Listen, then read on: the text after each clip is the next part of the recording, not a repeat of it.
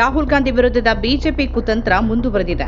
ದೇಶದುದ್ದಕ್ಕೂ ಹಲವು ನ್ಯಾಯಾಲಯಗಳನ್ನ ಅಲೆಯೋ ಹಾಗೆ ಕೇಸ್ ದಾಖಲಿಸಿದ್ರು ರಾಹುಲ್ ಎದೆಗುಂದದೇ ಇರುವುದನ್ನ ಕಂಡೇ ಬಿಜೆಪಿಗೆ ತಲೆ ಕೆಟ್ಟಿರಬೇಕು. ಈಗ ಅಮಿತ್ ಶಾ ವಿರುದ್ಧದ ಪ್ರತಿಭಟನೆಯಿಂದ ಉಂಟಾದ ಹತಾಶೆಯೂ ಸೇರ್ಕೊಂಡು ದೈಹಿಕ ಹಲ್ಲೆಯ ಆರೋಪ ಹೊರಿಸಿದ ರಾಹುಲ್ ಅವರನ್ನ ಹಣಿಯುವ ತಂತ್ರಕ್ಕೆ ಅದು ಮೊರೆ ಹೋದಂತಿದೆ. ಬಿಜೆಪಿ ಸಂಸದರಿಬ್ಬರು ರಾಹುಲ್ ಗಾಂಧಿ ತಳ್ಳಿದ್ರಿಂದ ಬಿದ್ದು ಗಾಯಗೊಂಡಿದ್ದಾರೆ ಅನ್ನೋದು ಬಿಜೆಪಿ ಆರೋಪ.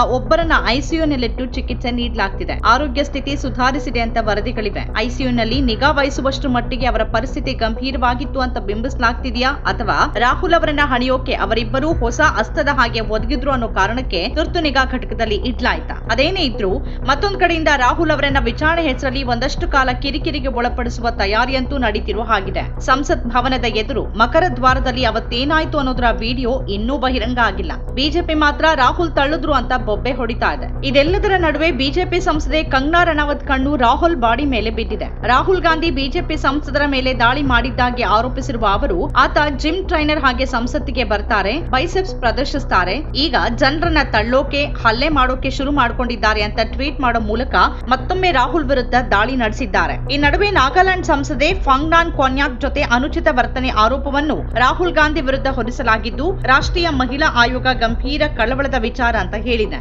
ಮಣಿಪುರದಲ್ಲಿ ಅಥವಾ ಬಿಜೆಪಿ ಆಡಳಿತವಿರುವ ಯಾವುದೇ ರಾಜ್ಯದಲ್ಲಿ ಮಹಿಳೆಯರ ಮೇಲಿನ ಅನ್ಯಾಯ ದೌರ್ಜನ್ಯದ ಬಗ್ಗೆ ಏನೂ ಮಾತಾಡದ ಮಹಿಳಾ ಆಯೋಗ ರಾಹುಲ್ ಬಗ್ಗೆ ಯಾವ ಕಾರಣಕ್ಕೆ ಕಿಡಿಕಾರ್ತಿದೆ ಅನ್ನೋದೇ ಅರ್ಥವಾಗದ ಸಂಗತಿ. ಗೌರವ, ಸಮಾನತೆ ಮತ್ತು ಘನತೆಯ ತತ್ವಗಳನ್ನ ಎತ್ತಿ ಹಿಡಿಯುವ ಅತ್ಯಂತ ಮಹತ್ವವನ್ನ ಆಯೋಗ ಒತ್ತಿ ಹೇಳುತ್ತೆ. ಸಂಸದೆಯ ಘನತೆ ಮತ್ತು ಹಕ್ಕುಗಳಿಗೆ ನೇರ ಅವಮಾನ ಅಂತ ಆಯೋಗ ಪರಿಗಣಿಸುತ್ತೆ ಮತ್ತು ಪರಿಸ್ಥಿತಿಯನ್ನ ಪರಿಹರಿಸೋಕೆ ತಕ್ಷಣ ಕ್ರಮ ಕೈಗೊಳ್ಳಬೇಕು ಅಂತ ಒತ್ತಾಯಿಸುತ್ತೆ ಅಂತೆಲ್ಲ ಅದು ಪತ್ರಿಕಾ ಪ್ರಕಟಣೆಯಲ್ಲಿ ತಿಳಿಸಿದೆ. ಅಷ್ಟಕ್ಕೂ ಪ್ರಕರಣವನ್ನ ಸ್ವಯಂ ಪ್ರೇರಿತವಾಗಿ ಸ್ವೀಕರಿಸಿದ ರಾಷ್ಟ್ರೀಯ ಮಹಿಳಾ ಆಯೋಗದ ಅಧ್ಯಕ್ಷೆ ವಿಜಯಾ ರಹತ್ಕರ್ ರಾಹುಲ್ ಗಾಂಧಿ ವಿರುದ್ಧ ಸೂಕ್ತ ಕ್ರಮ ಕೈಗೊಳ್ಳುವಂತೆ ಲೋಕಸಭೆಯ ಸ್ಪೀಕರ್ ಮತ್ತು ರಾಜ್ಯಸಭೆಯ ಅಧ್ಯಕ್ಷರನ್ನ ಒತ್ತಾಯಿಸಿದ್ದಾರೆ. ಅಷ್ಟಕ್ಕೂ ಆಗಿರೋದೇನು? ಮಾಧ್ಯಮ ವರದಿಗಳು ಮತ್ತು ರಾಜ್ಯಸಭೆಯಲ್ಲಿ ಕೊನ್ಯಾಕ್ ಅವರ ಹೇಳಿಕೆಯನ್ನ ಗಮನಿಸಿರುವುದಾಗಿ ಆಯೋಗ ಹೇಳಿದೆ. ಅದರಲ್ಲಿ ರಾಹುಲ್ ಗಾಂಧಿ ನಾಗಾಲ್ಯಾಂಡ್ನ ಸಂಸದೆ ಫಾಂಗ್ನಾನ್ ಕೊನ್ಯಾಕ್ ಅವರೊಂದಿಗೆ ಅನುಚಿತವಾಗಿ ವರ್ತಿಸಿದ್ದಾರೆ ಅಂತ ಹೇಳಲಾದ ಘಟನೆಯನ್ನ ವಿವರಿಸಲಾಗಿದೆ ಅಂತ ಆಯೋಗ ಹೇಳಿದೆ. ಪರಿಶಿಷ್ಟ ಪಂಗಡದ ಪ್ರಮುಖ ಮಹಿಳಾ ಸಂಸದೆ ಕೊನ್ಯಾಕ್ ಗಾಂಧಿಯವರ ನಡವಳಿಕೆ ಅಗೌರವದಿಂದ ಕೂಡಿತ್ತು, ಅವರು ನನ್ನೊಂದಿಗೆ ಗಟ್ಟಿಯಾದ ಧ್ವನಿಯಲ್ಲಿ ಅನುಚಿತವಾಗಿ ವರ್ತಿಸಿದ್ರು ಮತ್ತು ಅವರ ದೈಹಿಕ ಸಾಮೀಪ್ಯ ಒಬ್ಬ ಮಹಿಳೆಯಾಗಿ ನನಗೆ ಅಹಿತಕರ ಅಂತ ಅನಿಸ್ತು. ನಾನು ಖಂಡಿಸಿ ಹಿಂದೆ ಸರಿದೆ.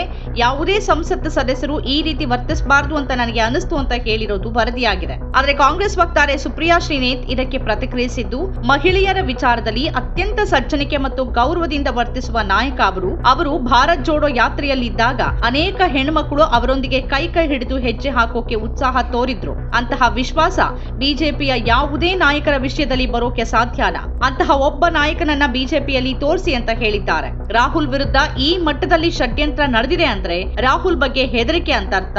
ಅಷ್ಟು ಹತಾಶೆ ಬಿಜೆಪಿಯವರಲ್ಲಿ ಕಾಣ್ತಿದೆ ಅಂತ ಶ್ರೀನೇತ್ ಹೇಳಿದ್ದಾರೆ. ಗಮನಿಸಬೇಕಾಗಿರುವ ಮತ್ತೊಂದು ವಿಚಾರ ಅಂತಂದ್ರೆ ಪೊಲೀಸರು ಬಿಜೆಪಿ ಸಂಸದರ ದೂರಿನ ಮೇಲೆ ರಾಹುಲ್ ವಿರುದ್ಧ ಎಫ್ಐಆರ್ ಅನ್ನ ದಾಖಲಿಸಿದ್ದಾರೆ ಹೊರತು ಕಾಂಗ್ರೆಸ್ ಸಂಸದರು ನೀಡಿದ ದೂರಿನ ಮೇಲೆ ಬಿಜೆಪಿಯವರ ವಿರುದ್ಧ ಎಫ್ಐಆರ್ ಹಾಕಿಲ್ಲ.